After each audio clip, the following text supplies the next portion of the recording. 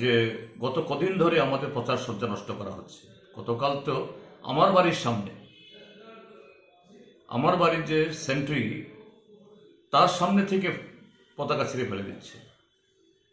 সারা শহরের মধ্যে ওইদিকে নতুননগর, এই কি বলে ইন্দ্রনগর, সেদিকে তো করেছি। গতকাল এই শহরের ভেতরে কর্নেল চুমনি, তারপর এই উত্তর গেট, কৃষ্ণনগর, দুর্গা চুমনি, রামনগর, সর্বত্র এসব করেছে। কেন? যে সমাবেশ নিয়ে একটা এই পরিবেশ গোলাটি করে একটা ত্রস্ত পরিস্থিতি তৈরি করা। কিসের ভয়? এই সরকার বলছে তারা শ্রেষ্ঠ ত্রিপুরা বানিয়ে ফেলেছে,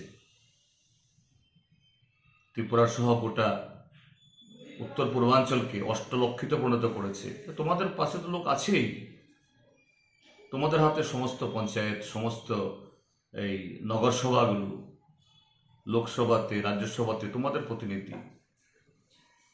সরকারে এখন, আগে এই আইপিএফটি, এখন মথাও তোমাদের এই ইয়েতে গোয়ালে ঢুকিয়ে নিয়েছে।